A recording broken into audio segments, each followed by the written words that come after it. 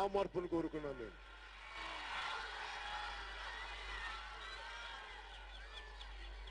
మనకి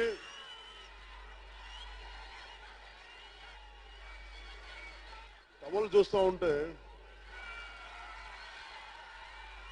గబ్బర్ సింగ్ చేసినప్పుడు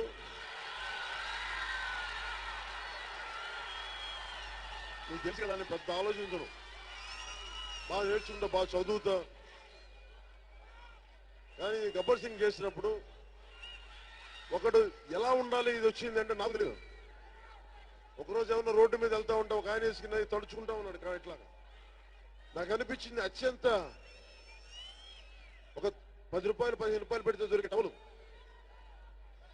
అంటే సామాన్యులకు దగ్గరగా ఉంటాడు ఈ పోలీస్ అనేది చెప్పడానికి నేను వేసుకున్నాను ఆ టవల్ ఆ రోజున గబ్బర్ సింగ్. వాస్తవానికి ఆ రోజు వేసుకున్నప్పుడు పార్టీ రాజకీయాలకు వస్తానో లేదో, ఎప్పుడు వస్తానో లేదో నాకు తెలియదు, కానీ ప్లాన్ చేయలే. కానీ ఈ రోజున ఈ టవల్ ఇది ఒక సంకేతం అయిపోయింది. మీరు అనుకుంటున్న మార్పుకి సంకేతం ఇదే, మీరు అనుకుంటున్న మార్పుకి చిహ్నం ఇదే. సామాన్యుడు రాజకీయాల్లోకి రావాలి, సామాన్యుడు అవినీతి పైన పోరాటం చేయాలి, సామాన్యుడు గుణాలను ఎదుర్కోగలగాలి, ఎరుపు ధైర్యం ఇవ్వాలి, ఎరుపు రక్తం ప్రవహించే మన గుండెల్లో ఉన్న ఎరుపుని, ధైర్యాన్ని ప్రతిబింబించే కండువా ఇది.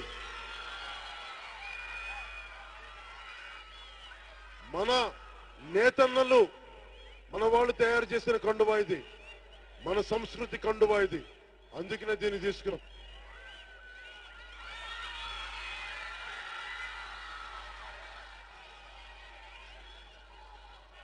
నేను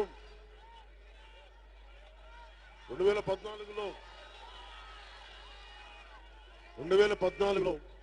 పార్టీ పెట్టేటప్పుడు పెట్టాల్సిన పరిస్థితులు ఎందుకు వచ్చినాయి అంటే, మీ అందరికీ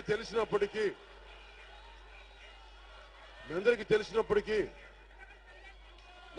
నాకు మౌలికంగా నాకున్న ఆవేదన, కోపం ఏంటంటే, మనం సామాన్య ప్రజలం, మనం ప్రజాప్రతినిధులు కాదు. నిర్ణయాలు ఎమ్మెల్యేలు తీసుకుంటారు, నిర్ణయాలు ఎంపీలు తీసుకుంటారు, నిర్ణయాలు పార్టీలు తీసుకుంటాయి. వాళ్ళు తీసుకున్న నిర్ణయాలకి, వాళ్ళు చేసిన తప్పులకి మనం శిక్ష అనుభవించడం చాలా బాధ కలిగించింది. ఎవరో 30 సంవత్సరాల క్రితం, 40 సంవత్సరాల క్రితం, 40 సంవత్సరాల క్రితం ఎవరెవరో చేసిన తప్పులకి మనం ఎందుకు శిక్ష అనుభవించాలి? టిఆర్ఎస్ నాయకులు ఆంధ్రుల్ని దోపిడీదారులుగా, దగాకోరులుగా చిత్రీకరిస్తుంటే ఒక్కడు మాట్లాడలేకపోయారు. లేదమ్మా, ఉండండి, వాగు. ఎలక్షన్ కోడ్ అమల్లో ఉంది, మన చేతుల్లో లేదు ఆర్డర్. సెంట్రల్ గవర్నమెంట్ చేతిలో ఉంది, మనం మాట్లాడడానికి లేదు. మనం బాబు మీరు వెనక్కి రాకుండా అక్కడే ఉండండి, దయచేసి రావద్దు.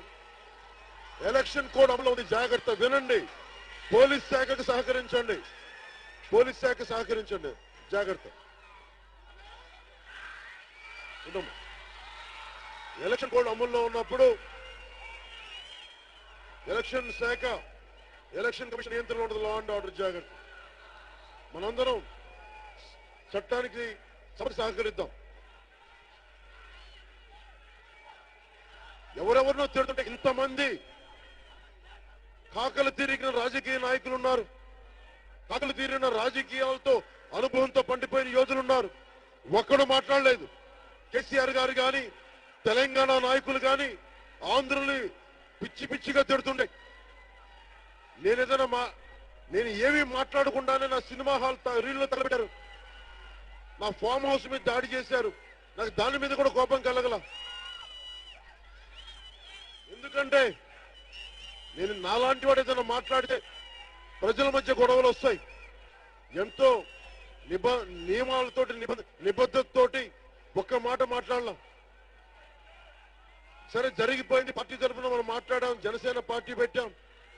నాకు విసుగు ఎక్కడ ఉందంటే, ఈ రోజున రాష్ట్రాలు విడిపోయినాయి, ఎవరి రాష్ట్రాలు వాళ్ళకు ఉన్నాయి, ఎవరి పోలీస్ డిపార్ట్మెంట్ వాళ్ళకు ఉంది, ఎవరి శాఖలు వాళ్ళకు ఉన్నాయి. ఈ రోజుకి ఇంకా కూర్చొని తెలంగాణ నాయకులు ఇంకా కూర్చొని ఆంధ్రప్రదేశ్ తిడతా ఉంటే నాకు నిజంగా విసుగుంది. ఎక్కడో చోట మీరు ఆపాలి గొడవలు. ఎంతకాలం కొట్టుకుంటాం? 10 సంవత్సరాలు తిట్టకుండా తిట్టారు మమ్మల్ని. ఆంధ్రులు దగాకోరులు ద్రోహులు అని చెప్పి ఇంకెంతకాలం భరిస్తాం? చంద్రబాబు గారి మీద మీకు కోపాలు తెచ్చుకోవాలని చంద్రబాబు గారి మీద చూపించండి. వాళ్ళ ఇల్లును సీజ్ చేయండి. అంతేగాని ఆంధ్రప్రదేశ్ రాజకీయాల్లో